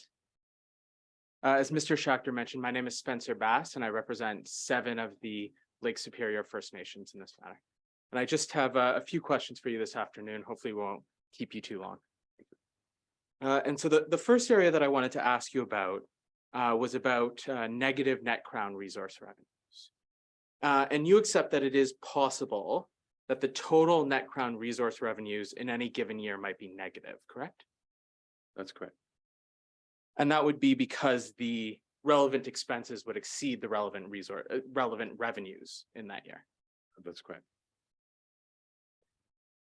And in your opinion, it is appropriate to include these years of net revenue losses in order to calculate the compensation owing, correct? Yes, in terms of the You mean in terms of the compensation associated with the annuity? Yes. Yes. And I believe when Mr. Hutchings testified, the words that he used were essentially you add the negative, correct? Yes. Which is, it's another way of saying you, from the total amount of compensation, you subtract the negative. Correct. And in fairness, you recognize that this is Mr. Hutchings' approach as well, to include the negative years, That's correct. and you agree with him. I do agree with them.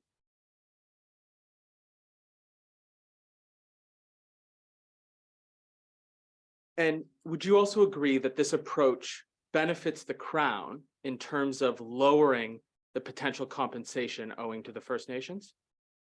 Yes, it would.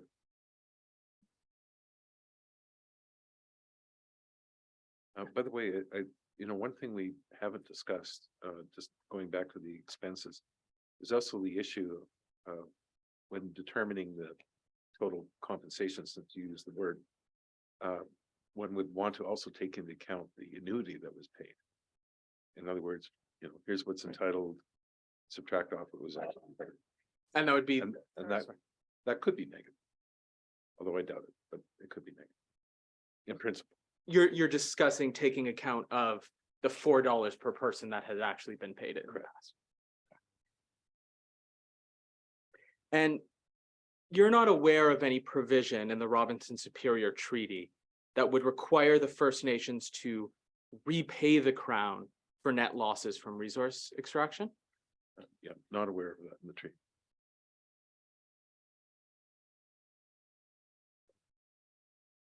And I know you had a discussion on this point a little bit earlier with Mr. Schachter, but for a moment, I want to put aside any other minimums on annuity payments that might be included in the treaty terms. And just ask you, kind of putting that aside, theoretically, the lowest the annuity payment could ever possibly go in a given year is $0, right? Yes, assuming limited liability, yes. Well, you say assuming limited liability, you're not aware of any term in the treaty that would require the First Nations to pay back money to the Crown. No, because, well, the way I understand the treaty and is that First Nations would get an annuity and they could get an augmentation, but they would never get a reduction in the relative, that was stated in the treaty.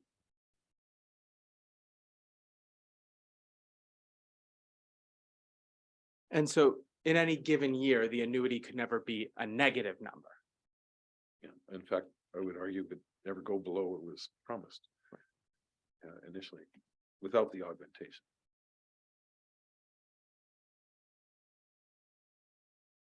Though, if you're subtracting the negative amounts for net loss years, in a sense, what you're doing is giving the Crown a credit for those losses that they could then carry forward to apply to positive net Crown resources in future years, correct? That's correct.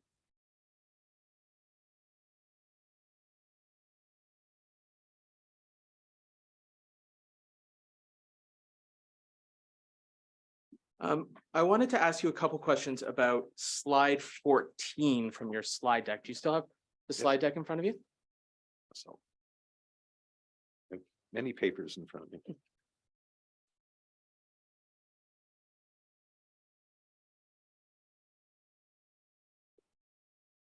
Please let me know when you get there. I have it here.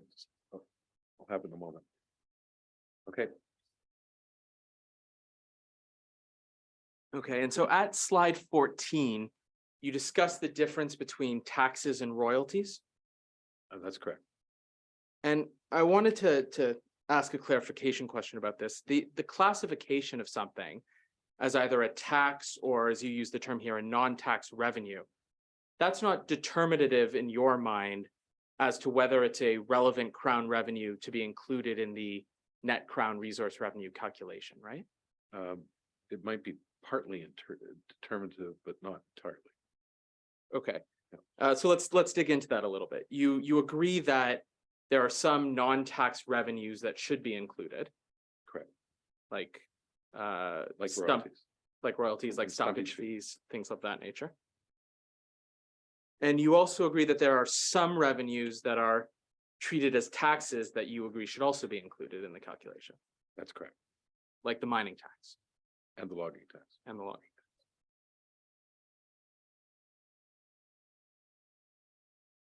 Because those are profit-based taxes. And they would, and this is just in reference to the OECD classification. They're not included as a non-tax revenue. They are included in the category of corporate income taxes. And the reason why that's important is because it's only in the non-tax revenue case where they talk about royalties as being a payment for the right to extract resources. So to be honest with you, I don't agree with the OECD. But regardless of whether the mining tax is characterized as a non-tax revenue or as a tax revenue, you agree that it should be included in the I calculation. definitely agree it should be included in the calculation. And so would you then also agree that the language that the government might use to apply to a particular revenue stream, whether they call it a levy, a royalty, or a tax, that's also not determinative of whether it should be included or not? Yes, I would agree with you.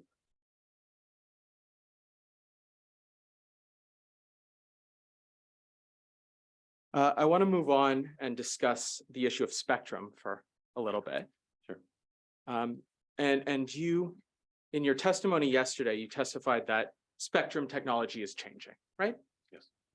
And the example that you provided was Elon Musk's company Starlink. Correct. And as far as you're aware, Starlink has not purchased any spectrum rights in Canada through the spectrum auctions. I didn't discuss that, so I'm not aware, You're- but it doesn't mean it isn't being done. You're not aware one way or the other whether or not Starlink has bid in any of these auctions. for I'm block not aware of spectrum. it. No.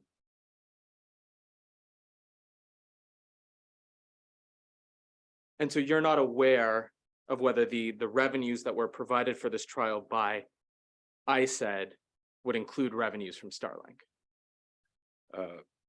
Starlink is pretty new.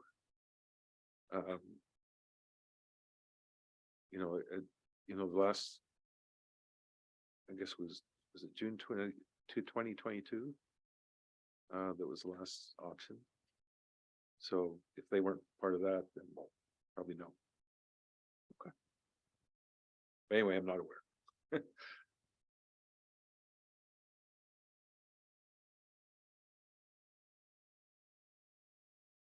And indeed, are you aware that currently no country in the world auctions off spectrum rights for satellite communications?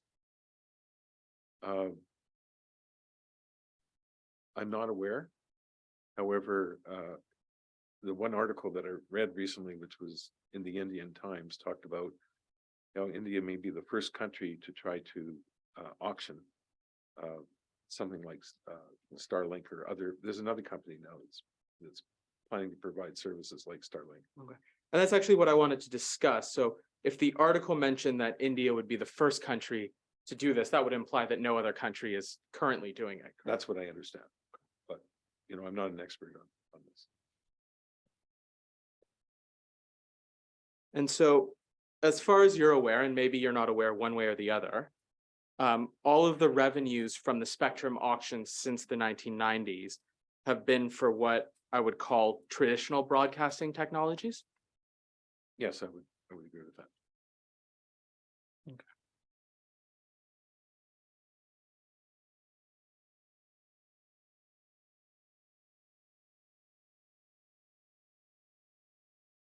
And so you discussed this next part a little bit with Mr. Schachter earlier, but I just wanted to ask you about a small part of it. And so when discussing spectrum, you analogized it to planes flying over the territory, correct?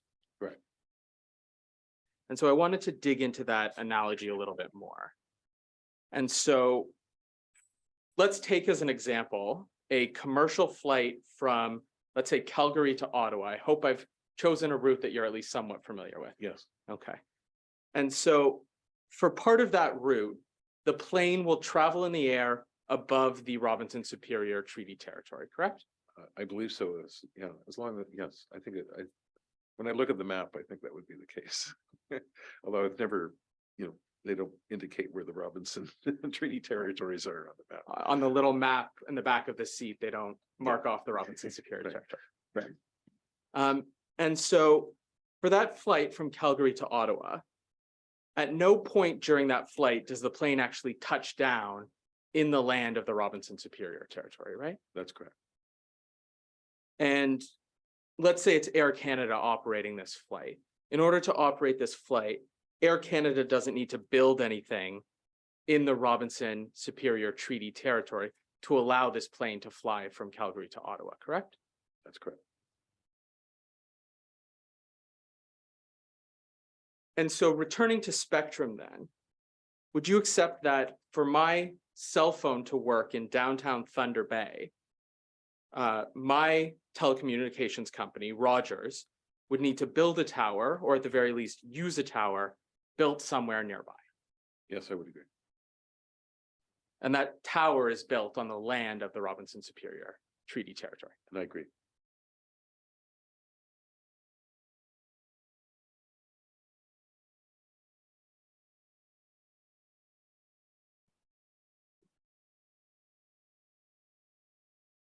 I wanted to return briefly to the issue of expenses for free land grants.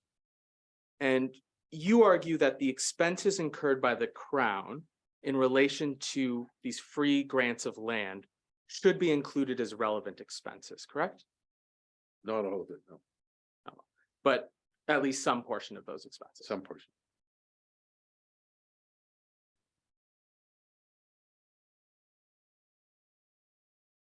And forgive me if this might seem like an obvious question, but you would agree that when the Crown gives away land for free, it doesn't receive any revenues from that particular transaction? That's the way I would understand it too.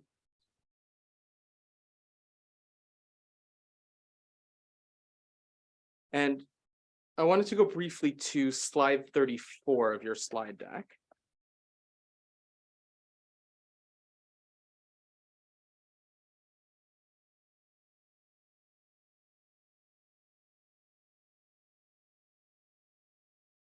Let me know when you're at slide 34. And I'm getting, I'm getting there. Of course.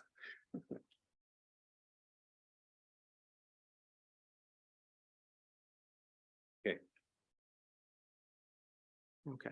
And I want to focus specifically on, so the second orange bullet point, and then the third sub point under that one. Okay. Okay.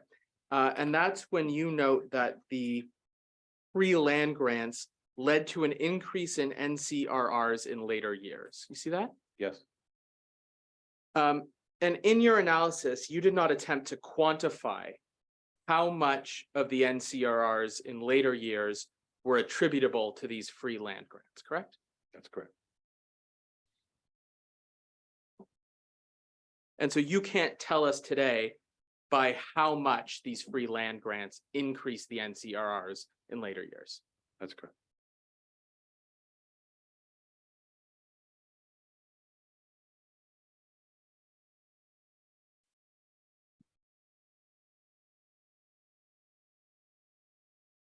So I just have a few more questions, and that's on the issue of economic rents. Okay. And so would you agree with me that a pure rent-based tax will neither discourage nor encourage investment or production decisions? If you can design it, yes, Okay. If you can design a pure rent-based tax, it will neither encourage nor discourage investment. Right. And you'd also agree that any tax or levy applied to pure economic rents will not distort the use of capital or other production factors. say that again. So any tax or levy that's applied to pure economic rents will not distort the use of capital or other production factors. You can do a pure rent tax, yes.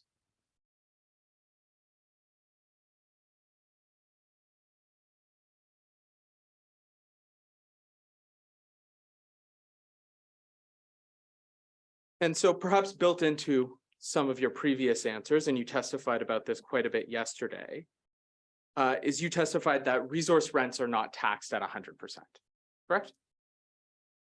It's hard to do it. And wow, in fact, my argument is that, well, let me put it this way, you could potentially do it, but it really takes, might create some issues that would make it very hard to do so. I think that's really the point I would say. It's impossible to do without having an impact.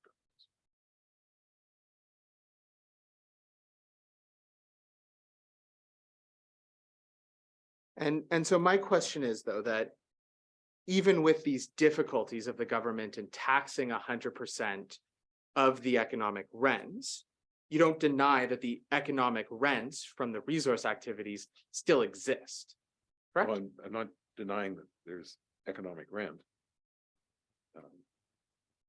Although some economists argue that there are no economic rents, but I don't agree with that when it comes to something that's fixed in supply, as in the case of managerial ability, or in the case of natural resources. And using your definition of economic rents, which you provided as the surplus profit after covering the costs of labor, capital, and other inputs, correct? Yeah, the opportunity cost. And so even if the government cannot capture 100% of the economic rents through rent taxes, this surplus profit must go somewhere, correct? Correct.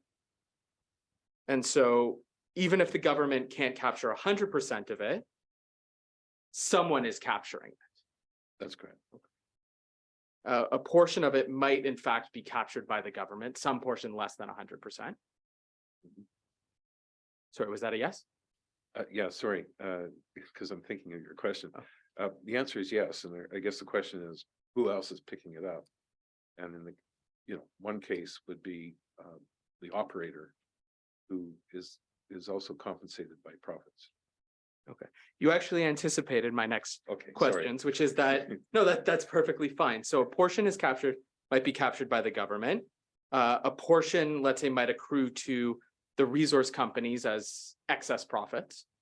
Yes, A portion might be captured by the investors of the resource company as a return on their investment that's above the competitive rate. that's right. And potentially some might even go to the workers or the suppliers in terms of higher wages. Although the wages, would be, if you're measuring it, people end up just deducting the actual wages that are paid out. So it might include some of the rents that are included in the wages.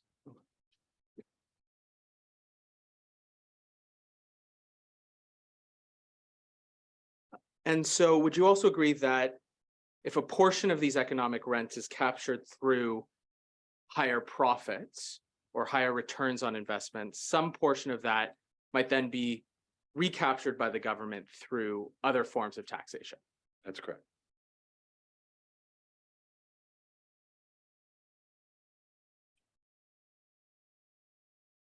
And do you agree that the government can make certain economic policy decisions or certain tax policy decisions that would have the effect of decreasing net Crown resource revenues? Yes. For example, they can lower stumpage fees, they could lower the mining profit tax. Yes. And potentially the government could implement these decisions in a way that are revenue neutral to the government overall. Yeah, if they do that, I mean, for example, they could put on a another type of tax on the business. They could put us, they could raise the corporate income tax rate. There's other things that they could do. Right. So one way, and I think this was an example that you gave, is they could potentially eliminate a royalty fee, but then increase the corporate income tax. That's correct. Although the trouble, it would have to be if you just want to hit the particular resource sector, or the industry, it would have to be a very specialized increase in corporate income tax rate. Because otherwise you'd be hitting all the companies in the economy with a higher corporate tax rate if it was just raising the corporate tax rate. So it has to be something that's specific to that industry. So for example, you could put on some countries, right now I'm dealing with a country, they have a special tax on capital that's only paid by the mining companies. And perhaps another example is that the government could lower water rental fees for hydroelectric companies, but at the same time, charge a higher sales tax on electricity to consumers. No, that would be very different. And that's because of the fact that you have, I mean, it depends what you mean by consumers. But if you exempt exports and you're trying to just tax domestic consumers of the water, then what you're doing is that when you're putting on a tax on the consumer, what you're doing is you're just taxing consumption of people in Ontario of the water that they end up using, which is not the same thing as taxing the rents that is really on the production side. Because when you put a tax on the rents, then when the company ends up selling, they're using water and they sell it to other businesses, and it gets exported, then the incidence is much different. It's going to fall more on the rents when you tax it at the production level, not at the consumption level. Okay, but perhaps putting aside whether or not how the tax impacts the rents per se, but focusing on the net crown resource revenues, if the crown lowers the water rental fees for hydroelectric companies, that brings down the net crown resource revenues. Correct. And if the government wants to bring down the water rental fees, but they want to do it in a way that is, but they also want to have a neutral impact on the actual money coming into the government, they could offset that reduction in the water rental fees by increasing a sales tax on electricity to consumers. But the sales tax won't be taxing the rents. It won't be taxing the rents, but it could Because be, it gets fully shifted forward to the consumer. but it could be revenue neutral to the government. Right, but you're basically taking a tax off rents and putting it on consumers. And my question is simply that the government could operate in a way that shifts the burden from the hydroelectric companies to the consumers if it chose to do so. If it chose to do so. But then its taxation policy is changing quite a bit. Right. And the impact of that change would be to lower the net crown resource revenues. Correct.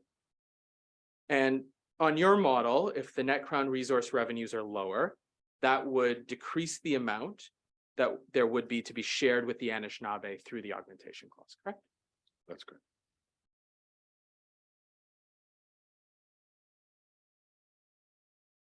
Thank you very much, Professor Mintz. Those are my questions for you. Thank you.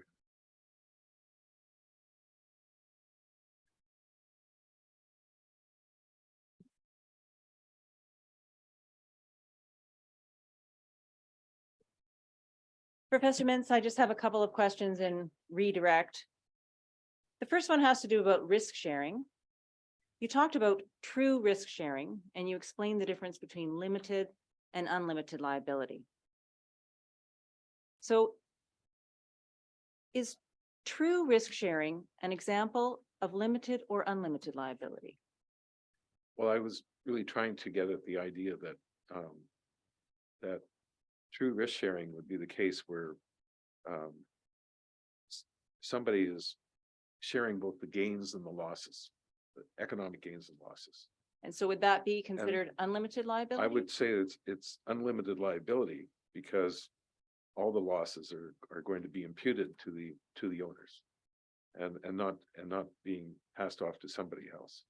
When you have limited liability, somebody is going to have to cover a loss that isn't paid for or isn't covered by the owners, and that will be through bankruptcy. It could end up through lower wages paid to workers or, whatever solution there is to that. So what about a joint venture? Is a joint venture an example of limited or unlimited liability? Oh, it could be unlimited liability. In fact, there's some that I even know that are like that. Is a joint venture the same as true risk sharing? A joint venture, it depends on how the joint venture is constructed. It may not be true risk sharing. For example, one partner may just get a fee, and the other one may get actually may bear all the risk that's associated with the project. Now I want to take you to paragraph 131 of your report. And I'm hoping my colleague can pull it up on the screen. This was the paragraph you were referred to, but it wasn't put up on the screen at the time, that talks about the value of land given away. So I just think it would be helpful to read the paragraph before I ask my question. So I'm starting at paragraph 131. It's on the screen in front of us. To value land granted free, Professor Stiglitz and Mr. Hutchings take, quote, the quantity of acres granted free in the RHT territory and multiply that by the value of an acre of land in the RHT territory in the year the Crown granted free. Close quote. And your point is, however, this valuation assumes that the lands given away for free in the RHT and RST territories have value equal to those sold. As noted by Professor McCalla, most of the land, except for that used in mining or forestry and the few strips such as near Sault Ste. Marie, were of no monetary value. Can you explain for me what you mean by no monetary value? That if someone tried to sell it, they wouldn't be able to get a price for it. Are there other ways that we can look at value besides monetary value? Well, I suppose one could always talk about intrinsic value, where someone might put some value on the land because they want to, they think there's some, non-pecuniary benefit associated with the land. So I'd like to then go on to the quote that you used from Professor McCalla. And I'm just going to read half of it. It starts with, throughout the period, it was possible to search for minerals without incurring substantial land costs. If a site had any promise, it could be claimed and held for no more than $1 per acre. Lands holding suitable timber could be exploited on a rental basis, plus payment of a bonus that in 1872 was less than 20 cents per acre. Lands close to Sault Ste. Marie that were appropriate to agriculture could be acquired from the Crown for no more than 70 cents to $1 per acre. Most, it seems, actually cost 20 cents per acre. Rocky, swampy, and otherwise unpromising land had no market value. Can you explain what is meant by no market value? It didn't have, again, it wouldn't, if one tried to sell it, you wouldn't be able to sell it at a price. And is that something different than intrinsic value? Well, I was thinking intrinsic values and kind of more like a social value. Suppose, and maybe Justice Henry, you were trying to get at this earlier on. I'm still stuck on it, so help me out. So suppose that I really worry about wildlife, and I want, and preserving wildlife. Even though no one lives in a certain area, but animals do, I may still socially say that we have a responsibility to maintain wildlife so that it can continue, living, whatever, type of wildlife it is. And therefore, we might put a social value on that land, even though it has no private value. So those are two different things. Can I go with Go my ahead. question? I hope. Well, I hear you, but I Yeah. don't get it. Because I know that on the market, vacant lands with no economic activity is highly valued. So just from reading in the paper, for instance, Yeah. I know that something called the Nature Conservancy of Canada Right, I exists. know that. And the Nature Conservancy of Canada raises money and buys vacant land for the purpose of keeping it vacant. And they have to buy it on the market and they pay what appear to be market sums. So all of this just seems contradictory to what you are saying, that there is no value. It seems to me personally and in the world, there is a value for land with no economic activity. So I'm not sure where does this come from, this No. bold statement that there is no value? Well, no, if you have something like vacant land, one may still put a price on it because it could be used for activity at a later time. But I don't think that's what you're saying. You say there's no benefit associated with the land. And if you take the Nature Conservancy example, Yeah. they're promising that there will never be any economic activity. Because they're willing to change the use of the land and pay for that. In other words, if, let's say, we're looking at a city and there's some vacant land sitting in the city, a brownfield site. Okay, It will still have some value because it could be potentially used for activity. There's nothing preventing it. Mhm. What I was trying to give was an example where nobody lives in a place, no one is, let's say it's the middle of Antarctica. I don't know if anything will sell in Antarctica as far as land. I might be wrong. I don't know. I've never tried to look up the websites to see if you can buy some piece of Antarctica. But what I mean is that nobody thinks that land has any potential for any particular activity. And therefore it has no market price. but you do acknowledge that there appears to be a market price for instance, in this part of the world where we are, Northern Ontario, for land that has nothing going on it. Oh, I would Bits say and that probably, pieces of land Yep. that has on the market has a value. I would agree with you today. That would be the case. Okay, Because people could say that there could be some activity eventually on that area. What Nature Conservancy is doing, buying land to say, we're not going to allow any activity ever on that area, which is trying to preserve it for, a social reason. So then, I totally disagree with you that there would be a value on that land in that case. But back in 1850, I'm not sure the perception would have been that it had any value in the sense that nobody would be willing to pay anything for that land. it's possible I didn't understand that this was limited to 1850. No, but I was specifically, a lot of this discussion was around 1850. Thank you. I think with that clarification, Professor Mintz, I don't have any further questions. Thank you.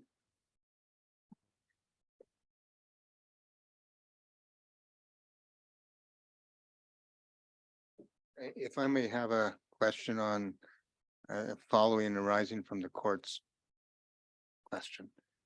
I'm intrigued by your comment about what use might be put in the future, and might it be a fair way of understanding it by thinking of the fellow in 1851 who is told, here's some land, go and settle there. The only reason he's going to settle there is because he thinks there's some value to doing so. He's forward looking, correct? Yes. He's thinking that there'll be value there. The guy that settles there. Well, he may be thinking that if I had to pay something for the land, I could not make an operation work. I don't know what he'd be thinking. Oh, you don't know. Okay. Thank you.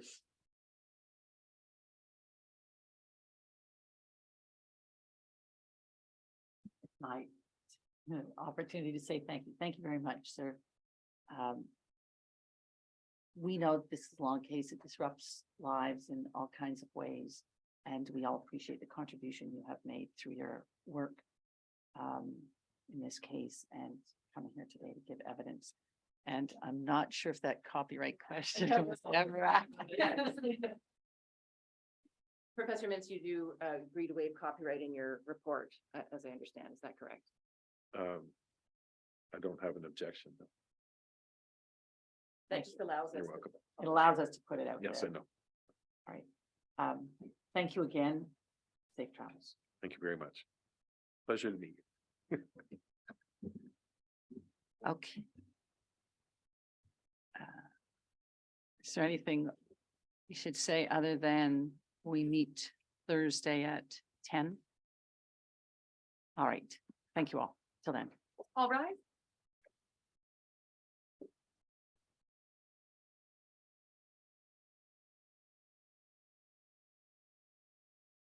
Oh yay, oh yay, oh yay, the sittings of this court have now concluded.